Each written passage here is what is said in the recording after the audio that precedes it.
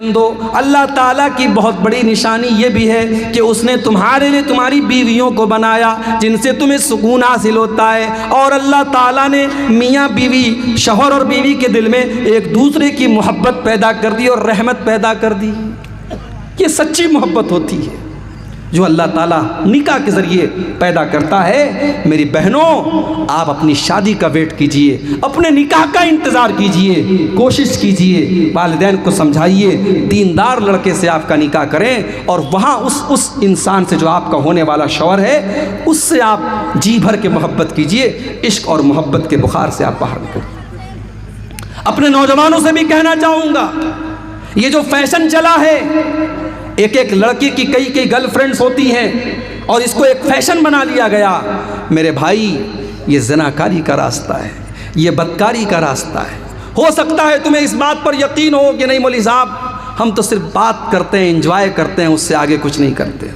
اس بات کی کوئی گارنٹی نہیں ہے، اس بات کی کوئی گارنٹی نہیں ہے کہ جس لڑکی سے آپ آج موبائل پر بات کرتے ہیں کل آپ اس سے ملیں گے نہیں، اور اس بات کی کوئی گارنٹی نہیں ہے کہ کل آپ جب اس سے ملیں گے تو ہر حد پار نہیں کر جائیں گے، اس بات کی کوئی گارنٹی نہیں ہے۔ اللہ کے نبی کہتے ہیں جب ایک مرد اور ایک عورت اکیلے میں ہوتے ہیں تو تیسرا وہاں شیطان ہوتا ہے، چاہے وہ مرد اپنے دور کا سب سے بڑا عالم ہو، وہ لڑکی اپنے دور کی سب سے بڑی متقی لڑکی ہو، اگر ایک مرد اور ایک عورت اکیلے میں ہیں تو تیسرا شیطان ہے۔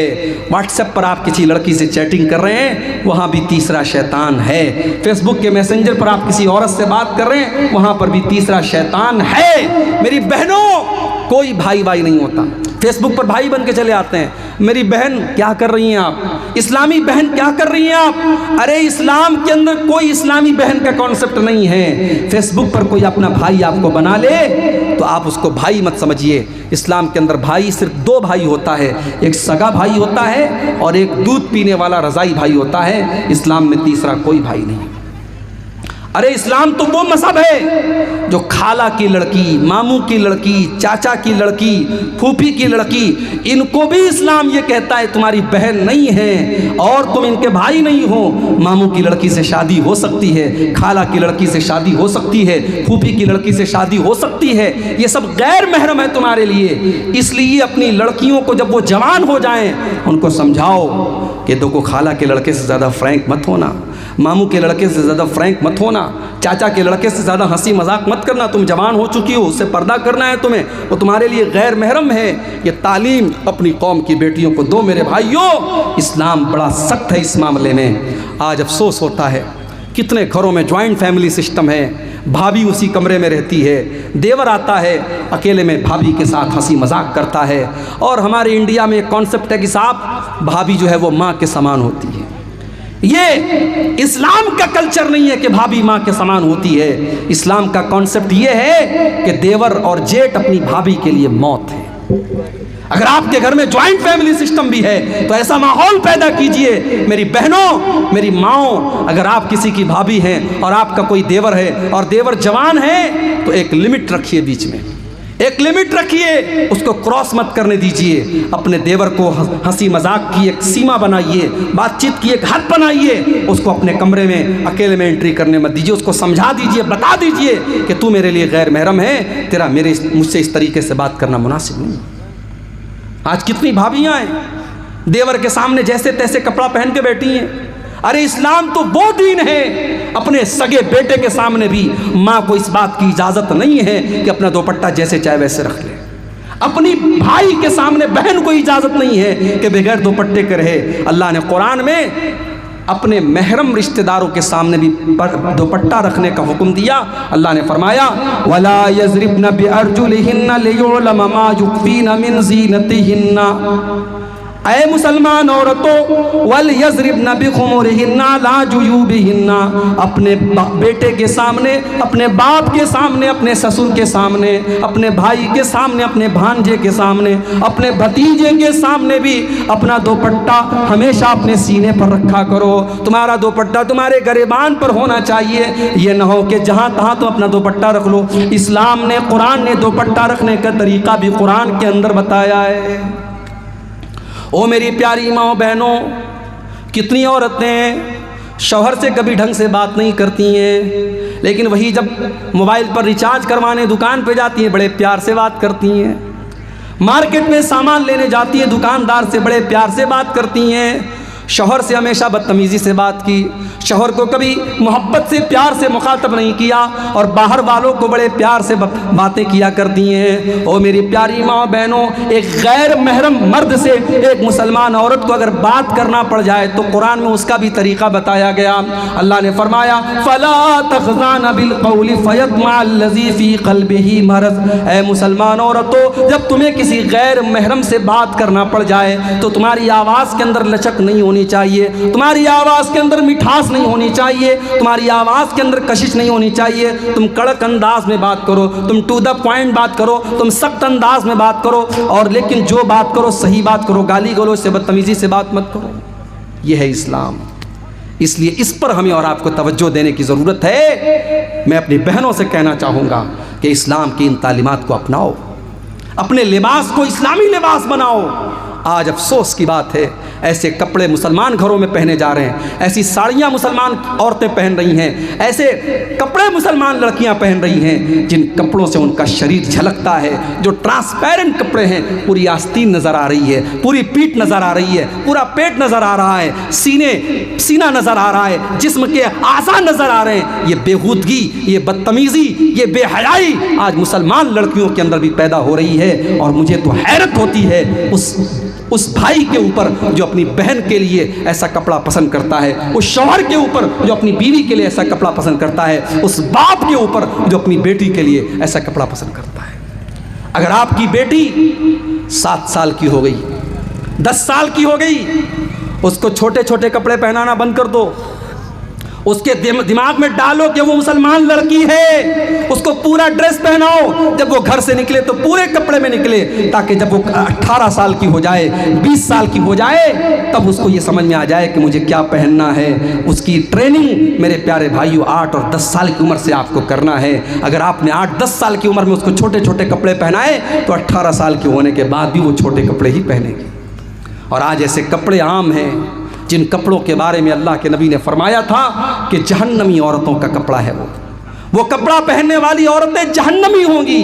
وَنِسَاءٌ كَاسِيَاتٌ عَارِيَاتٌ مُمِيلَاتٌ مَائِلَاتٌ، ایسی عورتیں جہنم میں جائیں گی جو کپڑا پہننے کے باوجود ننگی ہوں گی، جو دوسروں کو اپنی طرف آکرشت کریں گی اور خود ان کی طرف مائل ہوں گی۔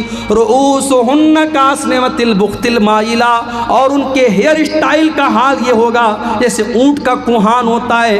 لا يدخلن الجنہ، ایسی عورتیں جنت میں نہیں جائیں گی، اور جنت میں جانا تو بہت دور کی بات ہے، ولا یجدن ریحہا، وہ جنت کی خوشبو بھی نہیں پائیں گی۔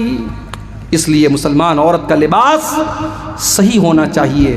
ٹھیک ہے آپ کے بنگال میں اور بہار میں ساڑیاں پہنی جاتی ہیں، ساڑی بھی اگر آپ اچھے طریقے سے پہنے تو پورے جسم کو ڈھانکنے والی ساڑی بھی ہوتی ہے، لیکن گھر کے باہر جب نکلے تو صرف ساڑی میں نہ نکلے، مکمل سر سے پیر تک پردے میں نکلے، اور گھر کے اندر بھی اگر ہے تو ایسا کپڑا پہنے جس سے پورا شریر اس کا ڈھکا ہو۔ ایسا کپڑا پہننے کی اجازت نہیں ہے جس سے اس کا شریر نظر آئے، اپنے باپ کے ہی سامنے کیوں نہ ہو، اپنے بھائی کے سامنے ہی کیوں نہ ہو۔ تو یہ پہلی چیز ہے عشق اور پیار کا چکر۔ دوسری چیز، والدین کی لاپرواہی بھی بہت بڑی ذمہ داری بنتی ہے والدین کی۔ آج جو لڑکیاں مرتد ہو رہی ہیں اس کے پیچھے والدین کی بھی بہت بڑی ذمہ داری ہے۔ آپ نے اپنی بچیوں کو پڑھایا لکھایا، لیکن آپ نے اپنی بیٹیوں کو کبھی یہ نہیں بتایا کہ اللہ کا مقام کیا ہے، رسول کا مقام کیا ہے، اسلام کیا ہے، ایمان کیا ہے۔ کبھی آپ نے اپنی بیٹی کو یہ نہیں بتایا۔ میری پیاری بہنوں، آج پرائمری سے لے کر ہائی اسکول تک، انٹر تک، گریجویشن تک آج تم پڑھائی کر لیتی ہو، لیکن اللہ کے بارے میں کچھ نہیں پتا، رسول کے بارے میں کچھ نہیں پتا، ایمان کے بارے میں کچھ نہیں پتا، غسل کا طریقہ تک نہیں معلوم، وضو کا طریقہ تک نہیں معلوم، پاکی کے بارے میں نہیں معلوم، ناپاکی کے بارے میں نہیں معلوم۔ او میرے بھائیوں، اپنی بیٹیوں کو ایسی تعلیم دو کہ آپ کی بیٹی کم سے کم اس لائق ہو جائے کہ قبر میں اس سے پوچھا جائے من ربو کا، تیرا رب کون ہے، ما دینوں کا، تیرا دین کیا ہے، من نبیوں کا، تیرے نبی کون ہے، تو آپ کی بیٹی جواب دے سکے۔ اتنی تعلیم تو دو، اپنے بچوں کو اتنی تعلیم تو دو۔ کہ کل جب آپ کا انتقال ہو اور جنازہ کی نماز پڑھی جائے تو آپ کا بیٹا اس لائق ہو کہ کھڑا ہو کر کے اپنے باپ کی جنازے کی نماز پڑھ سکے، مغفرت کی دعا کر سکے۔ ارے کتنے بڑے بد نصیب ہیں وہ جنہوں نے بچوں کو پڑھایا لکھایا مگر بچوں کو اس قابل نہیں بنا سکے کہ بچہ کھڑے ہو کر کے اپنے باپ کی جنازے کی نماز پڑھ سکے۔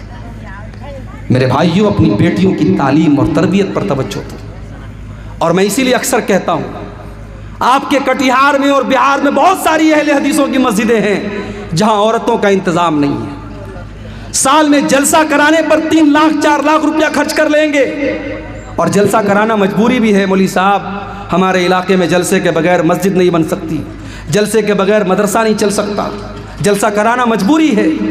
جلسے برے نہیں ہیں، جلسوں کو اگر تھوڑا سا سدھار لیا جائے جلسے برے نہیں ہیں، مگر آپ مجھے ایک بات اپنے سینے پر دل پر ہاتھ رکھ کے بتائیے میرے بھائی، اتنا خطرناک دور چل رہا ہے، فتنوں کا دور چل رہا ہے، آپ کی مسجد میں عورتوں کا انتظام کیوں نہیں ہے؟ کیا آپ اتنے غریب ہیں کہ آپ کے پاس اتنی طاقت نہیں ہے کہ آپ اپنی مسجد میں ایک فلور اور بنوا دیں اور عورتوں کا انتظام کروا دیں؟ جس مسجد پر بھی جمعہ کی نماز ہوتی ہے وہاں عورتوں کا انتظام ہر حال میں ہونا چاہیے، ہر حال میں وہاں عورتوں کا انتظام ہونا چاہیے، اس لیے کہ سال میں 52 جمعہ ہوتا ہے، اور 52 جمعہ میں اگر آپ کے گھر کی عورتیں جائیں گی آدھا گھنٹے کی 52 تقریریں سنیں گی، بہت ساری دین کی جانکاری آپ کے گھر میں آئے گی، اور بہت سارے فتنوں سے آپ کے گھر کی بیٹیاں بچیں گی۔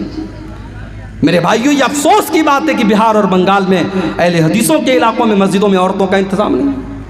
کتنے علاقوں میں عید کی نماز میں، عیدین کی نماز میں عورتوں کا انتظام نہیں ہے۔ اگر نہیں ہے تو انتظام کیجئے میرے بھائیوں۔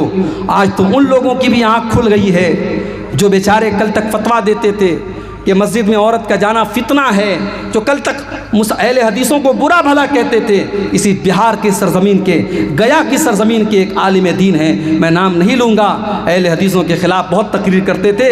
کسی زمانے میں انہوں نے اپنی ایک تقریر میں کہا تھا کہ اہل حدیثوں، تم اپنی عورتوں کو مسجد میں بھیجتے ہو، کبھی ہماری مسجد پر بھیجو، اس کا رزلٹ ہم 9 مہینے کے بعد تم کو بتا دیں گے۔ اتنی گندی، اتنی بیہودہ زبان ایک عالم نے استعمال کی تھی اور اہل حدیث عورتوں کا مذاق اڑایا تھا۔ آج ان کی زبان بھی کھل رہی ہے اور وہ کہہ رہے نہیں، حالات بہت خراب ہیں، اب عورتوں کو مسجد میں بھیجنا چاہیے، اب جمعہ کی نماز میں عورتوں کا انتظام ہونا چاہیے۔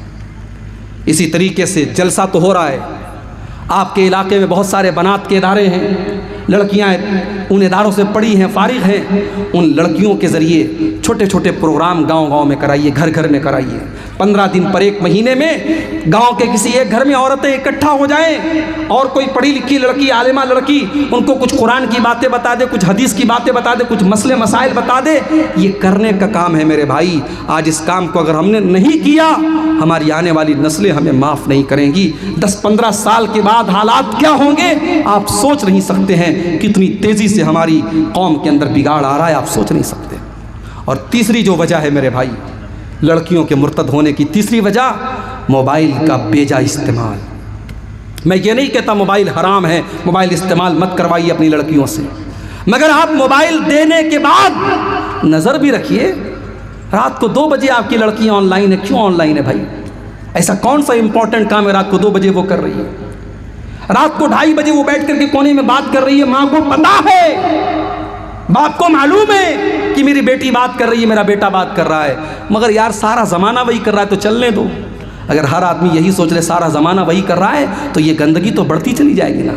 کم سے کم ہر آدمی اپنے گھر کو تو بچائے، اپنی بیٹی کو تو بچائے، اپنے بیٹے کو تو بچائے۔ میرے بھائیوں یاد رکھو، اگر ماں کے قدموں کے نیچے جنت ہے اور باپ جنت کا دروازہ ہے تو ہر باپ یہ بھی سن لے، ہر ماں یہ بھی سن لے کہ اگر آپ نے اپنی اولاد کی صحیح تربیت نہیں کی ہے تو ایسی ماں کے لیے اور ایسے باپ کے لیے جہنم کی وعید بھی ہے۔ اللہ کے نبی فرماتے ہیں ما من عبد یسترعیہ اللہ رعیۃ ثم یموت یوم یموت، جس انسان کے کندھے پر اللہ تعالیٰ کوئی ذمہ داری ڈال دے اور اپنی ذمہ داری کو وہ صحیح طریقے سے پورا نہ کرے اور اسی حال میں اس کا انتقال ہو جائے، الا حرم اللہ علیہ الجنہ، ایسے انسان کے اوپر جنت حرام ہے، جنت حرام ہے۔ اس ماں کے لیے جنت حرام ہے جس ماں نے اپنی بیٹی پر نظر نہیں رکھی. اپنی بیٹی کی کالج کی چھٹی ہو رہی ہے 2 بجے, گھر آ رہی ہے وہ 6 بجے, باپ کو کوئی فکر نہیں ہے, ماں کو کوئی فکر نہیں ہے. نہیں میرے بھائی, آپ تربیت کیجئے, آپ توجہ دیجئے, اور موبائل کا استعمال ضرورت بھر ہونا چاہیے. اپنی بہنوں سے کہنا چاہوں گا, انسٹاگرام پر آئی ڈی بنا کر کے غیروں سے بات کرنا بند کر دو, واٹس ایپ پر غیروں سے چیٹنگ کرنا بند کر دو. کچھ لڑکیاں ہوتی ہیں کہتی ہیں ہم ٹائم پاس کے لیے کر رہے ہیں. معاف کیجئے, آپ کے ٹائم پاس کرنے کے لیے بہت سارے کام ہیں, ٹائم پاس کرنے کے لیے بہت سارے کام ہیں. آج یوٹیوب پر علماء کے بیانات ہیں, آپ بیانات سن لیجئے, کوئی اسلامی چیز آپ موبائل پر دیکھ لیجئے, کوئی حدیث یاد کر لیجئے, کوئی دعا یاد کر لیجئے, لیکن اپنے ٹائم کو ان فضول چیزوں میں مت گوائیے میری بہنوں. یہ آپ کے لیے بہت مہلک اور خطرناک ہے. اگر آپ نے انسٹاگرام پر اور واٹس ایپ پر اور فیس بک پر کسی کو اپنے پاس آنے دیا تو اس بات کا ڈر موجود ہے کہ کل وہ آپ کو بہکا کر کے زناکاری اور بدکاری کے راستے پہ لے کے جائے گا, آپ کی عزت خراب کر دے گا, آپ کی دنیا بھی برباد ہو جائے گی اور آپ کی آخرت بھی برباد ہو جائے گی. اس لیے موبائل کا استعمال بھی بہت احتیاط سے کریں. اسی طریقے سے میرے بھائیوں, فتنوں کے اس دور میں ہماری اور آپ کی ایک ذمہ داری اور بھی ہے, اور وہ یہ ہے کہ ہم اپنے گھر کے ماحول کو دیندار بنائیں. ہم پہلے خود اپنے آپ کو نیک بنائیں. ہم جب نمازی بنیں گے ہمارے بچے بھی نمازی بنیں گے. جب ماں خود پردہ دار ہوگی تو اس کی بیٹی بھی پردہ دار ہوگی. لیکن جب ماں خود بے حیا ہوگی تو بیٹی کو کیا حیا کا سبق سکھائے گی؟ جب باپ خود ایک ٹائم کی نماز نہیں پڑھے گا بچوں کو کیا نمازی بنائے گا؟ پہلے اپنے آپ کو سدھار لو میرے بھائی. بچوں کی